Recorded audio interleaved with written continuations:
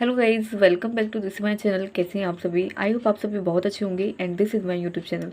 तो गाइज, मैं आपके साथ अपनी टू डू लिस्ट के बारे में बात करना चाहती हूँ।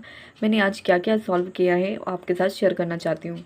और आपकी टू डू लिस्ट आप कितना सॉल्व करते हो और आप क्या आप डेली बेसिस पे बनाते हो?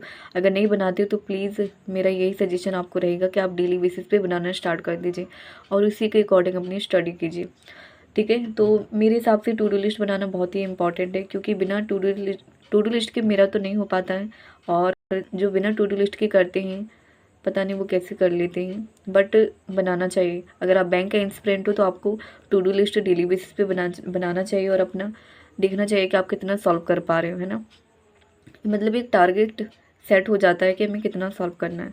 ठीक है, तो चलिए मैं अपनी टू डू लिस्ट के बारे में बताती हूँ। अगर आप नहीं बनाती तो बनाना स्टार्ट कर दीजिए। ठीक है, चलिए तो मैं स्टार्ट करती हूँ अपने बारे में। मैंने आज क्या क्या सॉल्व किया। मैं जैसे ही सुबह उठी थी, आज मैं जल्दी उठ गई थी, 5 बजे उठी थी। इसके बाद फिर मैंने 5:30 बजे से स्टार्ट कर दिया था।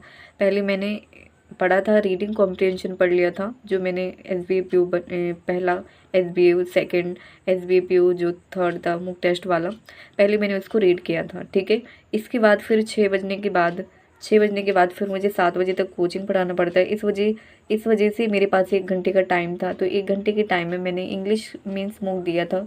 ठीक है, इंग्लिश का मूक। ठीक है, IBPS क्लर्क का मेरे पास कोई भी नहीं था। SBA PO के 2 टेस्ट खुले हुए थे। ठीक है, और IBPS PO के ही थे मेरे, वो IBPS क्लर्क के थे मेरे पास, तो मैंने फिर उसी के लगा लिए। IBPS क्लर्क का इंग्लिश का मेंस का मॉक टेस्ट था, तो मैंने उसी का लगा लिया था। ठीक है, तो इसमें मैंने अपने मार्क्स भी आपको बता देती हूँ। मेरे 8.75 मार्क्स आए थे। ठीक है, 8.75 8.75 मेरे मार्क्स आए थे। मैंने 30 अटैम्प्ट किए थे और 30 मैंने अटैम्प्ट किए थे। ठीक है, तो अच्छे मार्क्स नहीं, मुझे पता है। इसी वजह से मेरा दिमाग ख़राब था कि मेरे इंग्लिश में मार्क्स कभी भी अच्छे नहीं आते। बट मैं डेफिनेटली इसमें इम्प्रूव कर लूँगी। मुझे पता है कि मैं डेफिनेटली इसमें इम्प्रूव कर लूँगी, अगर बहुत अच्छे से फोकस करूँगी तो। और मुझे फोकस करना है, डेफिनेटली मैं इसमें अच्छा इम्प्रूव कर लूँगी। मैं पूरी कोशिश कर रही हूँ इसको इम्प्रूव करने के लिए, बट फिर भी इतना ही कर पा रही हूँ। तो अब मेरा सबसे ज़्यादा जो इन्वॉल्वमेंट रहेगा इसी में रहेगा, इंग्लिश के लिए रहेगा। जितना भी एफर्ट रहेगा तो इसी को मैं सबसे ज़्यादा एफर्ट अभी दूंगी। ठीक है, क्योंकि अभी SBA PO क्लर्क आ रहा है, उसमें मैं नहीं चाहती हूँ कि इंग्लिश की वजह से मेरी एक्यूरेसी परसेंटाइल और मेरे मार्क्स कम आए। ठीक है, तो इस वजह से मैंने इंग्लिश को डिसाइड कर लिया कि इंग्लिश को मुझे इम्प्रूव करना ही करना, चाहे जैसे भी मैं करूँ। और इसके बाद दूसरी परफेक्शन क्लास फिर मैंने की थी। परफेक्शन क्लास अगर आप नहीं कर पा रहे हो, अगर आप पेड कोर्स नहीं ले पा रहे हो, तो निमिषा मैम का यूट्यूब चैनल है, आप वहाँ पे जाइए। वहाँ पे प्लेलिस्ट डली है परफेक्शन बैच की। 53 है, 53। ठीक है, 53 मैम की क्लासेस आप डेली बेसिस पे करना स्टार्ट कर दीजिए। मेंस प्री दोनों ही लेवल मैम वहाँ पे करवा रहे हैं। ठीक है, मैम की प्लेलिस्ट डली है, मैंने वहीं से स्टार्ट कर दिया है। मैंने आज पहली क्लास की थी, मेंस लेवल की थी ये क्लास, और मुझे बहुत अच्छा लगा पढ़ के। और मैंने काफ़ी टाइम से मैम की परफेक्शन क्लास को ज्वाइन किया है। मैंने अभी 53 क्लासेस में 50 कंप्लीट करूँगी। इसके बाद रीजनिंग, इसके बाद फिर दोस्तों ये सब करने के बाद, परफेक्शन क्लास को करने के बाद, इसके बाद फिर मैंने रीजनिंग का मॉक टेस्ट लगाया था, यस मॉक का, IBPS PO का। और इसमें मैं अपने मार्क्स बताती हूँ आपको। मेरे 5 मार्क्स आए थे इसमें। 5 पॉइंट समथिंग है कुछ, मतलब 5 मार्क्स थे, मतलब 5 मार्क्स तो थे मेरे। ठीक है, 5.75 थे मेरे मार्क्स, 75। ठीक है, और मैंने क्या कहते हैं, 75 मेरे मार्क्स से मैं आपको बताऊंगी मैंने कहाँ पे सॉल्यूशन किया है। ठीक है, और इसके बाद दोस्तों फिर मैंने मेंस क्लास की थी क्वांट के दोस्तों। आपको क्लासेस पता रहती है, उसमें बहुत टाइम लगता है। पहले सर क्वेश्चन देते हैं, उसका सॉल्यूशन निकालना पड़ता है। अगर नहीं खुद से होता है तो फिर सर का सॉल्यूशन देखना पड़ता है, तो इस वजह से इसमें बहुत टाइम लग जाता है। अगर आध घंटे की क्लासेस है उसमें 1 घंटे से 1.5 घंटे तक मुझे लग ही जाता है। ठीक है, और अभी तो वैसे ज़्यादा टाइम लगता नहीं, क्योंकि अर्थमेटिक के क्वेश्चन और रिलेटेड क्वेश्चन जो रहते हैं, जो थोड़ी इजी लेवल के रहते हैं, जो प्री लेवल मतलब होते हैं बट लेंथी रहती हैं, तो वो कर लेती हूँ। बट कुछ ऐसे क्वेश्चन होते हैं जो नहीं कर पाती हूँ, तो इस वजह से। तो मेंस लेवल क्लास मैंने ये की है। ठीक है, और इसके बाद फिर दोस्तों मुझे अब भी करना है। वैसे भी आप सभी को पता है कि अभी क्या कहते हैं, त्यौहार का टाइम चल रहा है, घर पे काम चल रहा है, तो इस वजह से अभी ज़्यादा कुछ नहीं कर पा रही हूँ और इतनी कर पा रही हूँ जितना फोकस कर पा रही हूँ अपनी स्टडी पे ही कर रही हूँ। और इसके बाद एडिटोरियल क्लासेस अभी मुझे करना है। सुबह नहीं कर पाती, सुबह मुझे लगने लगता है कि कुछ ऐसा पढ़ लिया जाए जो, ये मैं बात के लिए ही रखती हूँ। मुझे पता नहीं क्यों सही लगने लगता है कि इनको मैं बाद में ही करूँ, ठीक है। और इसके बाद फिर दोस्तों करंट अफेयर्स क्लास मुझे करनी है। इसके बाद फिर रीजनिंग, अभी जो मैंने रीजनिंग का और इंग्लिश का सुबह दिया था मॉक टेस्ट, रीजनिंग का आपको पता ही है लेवल कैसा है, पजल का भी उसमें बहुत टाइम लग जाता है।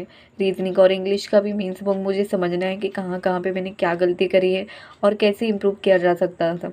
तो सारी चीज़ें मुझे समझनी है। रीजनिंग में भी कुछ पजल थी, एक पजल तो मैंने कर भी ली थी रीजनिंग में, मैं आपको बताऊँगी, ठीक है।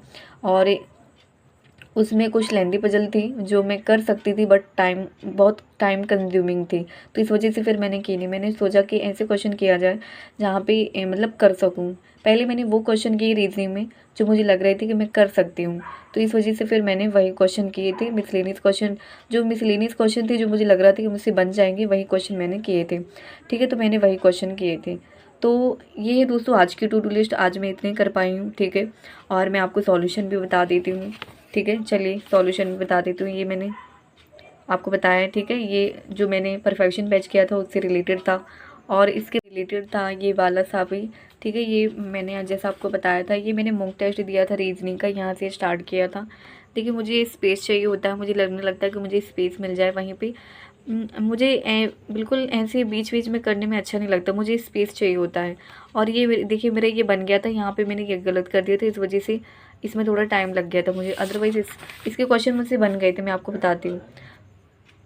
इसके बाद दोस्तों देखिए, इसके बाद दोस्तों आप देख सकते हैं ये पजल में मुझे लग रहा था कि बन जाएगा, बन तो जाना था, बट इसमें बहुत ज़्यादा पॉसिबिलिटी थी। और मैं आपको ये बताती हूँ, ये वाली मेरी पजल बन गई थी, ये वाली। और यहाँ पे एक क्वेश्चन ये वाले क्वेश्चन बन गए थे मुझसे, ये वाले भी, जो डेटा कौन सा मतलब डेटा सफिशिएंसी से, तो ये वाले क्वेश्चन मैं कर लेती हूँ, ये वाले तो बन जाते हैं मुझसे।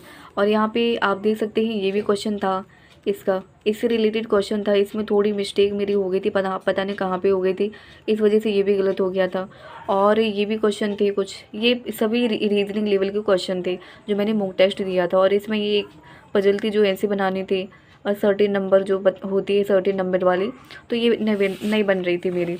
इसके बाद दोस्तों चलिए मैं आपको बताती हूँ, ये मैंने जो अभी बताया, मैंने मेंस क्लास की थी क्वांट की, मेंस क्लास ये मेंस के क्वेश्चन लगाए थे मैंने। ये क्या कहते हैं, मिसलेनियस क्वेश्चन थी जो रीजनिंग जो मेंस लेवल की थी। और यहाँ पे एक DI थी जो डाइस से रिलेटेड थी, प्रोबेबिलिटी से रिलेटेड थी, ठीक है। और यहाँ पे आप देख सकते हैं इसके क्वेश्चन थे कुछ जो मुझे बहुत ही अच्छे से समझ में आ गए थे, और सर ने बहुत ही अच्छे से समझाए भी थे। ऐसे क्वेश्चन थे कि जो बहुत ही अच्छे तरीके से सर ने समझाया, तो मुझे बहुत अच्छे से समझ में भी आ गए थे। और इसके बाद ये वाला क्वेश्चन था, अगर आपसे देखिए फैक्टर नहीं बनते हैं ना, तो आपको सीख लेना चाहिए ये वाली फैक्टर। अगर आपने नहीं सीखे, मैंने भी सर की यूट्यूब की क्लासेस से ही सीखा है फैक्टर को कैसे निकालते हैं, तो आप ये सीख लेना। ये बहुत ही मतलब ऐसे क्वेश्चन बहुत ही आते हैं। तो फैक्टर वाले ये क्वेश्चन मैंने जैसे ही देखा, तो मैंने इसको ऐसा करने का ट्राई किया, तो जैसे मैंने किया था सर ने बिल्कुल वैसे ही बताया था, तो मुझे समझ में आ गया था। बट लास्ट का कैसे निकालना था, बस वो चीज़ मुझसे नहीं समझ में आ रही थी, तो फिर मैंने सर का देख लिया था एंड, और सारी चीज़ें मैंने बिल्कुल करेक्ट निकाली थी। और यहाँ पर एक क्वेश्चन ये था, तो इससे रिलेटेड था, तो ये वाला। तो दोस्तों ये है मेरा आज का टू डू लिस्ट का, मैं इतने ही सॉल्व कर पाई हूँ। और इंग्लिश के लिए मैं अपनी स्ट्रेटेजी जैसे मैंने आपको बताया भी था कि मुझे ऐसे करना है, और मैं कहाँ से क्वेश्चन को निकालूंगी, कहाँ से करूँगी, सारी स्ट्रेटेजी मैं आपके साथ जरूर शेयर करूँगी। यहाँ पे जो भी बिगिनर है डेफिनेटली मैं उनसे रिलेटेड ही इम्प्रूव करना है, ठीक है दोस्तों। तो डोंट वरी एट ऑल, हम सब साथ हैं तो डेफिनेटली हम कर लेंगे। और हारना तो बिल्कुल भी नहीं है, डेफिनेटली हम कर लेंगे। मेरे माइंड में सच बताऊं दोस्तों, मेरे माइंड में कभी भी ऐसा कोई क्वेश्चन नहीं आता है कि मैं इसको छोड़ दूं, मैं और कोई दूसरा कर लूं, ऐसा कभी भी नहीं मेरे माइंड में आता है। क्योंकि मुझे विश्वास है कि मैं कर लूँगी, और डेफिनेटली हो जाएगा। जब यहाँ तक आ गई हूँ मैं, तो डेफिनेटली वहाँ तक भी पहुँच ही जाऊँगी। तो अपने ऊपर विश्वास रखें, विश्वास सबसे इम्पॉर्टेंट चीज़ है। अगर आप विश्वास नहीं करोगे तो फिर कुछ भी कर लीजिए आप, कोई भी चीज़ पॉसिबल नहीं है। और यही आपके एफर्ट्स आपको वहाँ तक पहुँचाएंगे। तो all the best your exam, और डेफिनेटली हम कर लेंगे। All the best your exam. Thank you दोस्तों, थैंक यू सो मच। और आपको दोस्तों इसकी जो PDF है मेरी, इसकी मैं आपको टेलीग्राम पे दे देती हूँ। अगर आपको टेलीग्राम ज्वाइन करना है तो आप कर सकते हैं, मेरा डिस्क्रिप्शन में लिंक है, ठीक है दोस्तों। Thank you so much, thank you so much your support.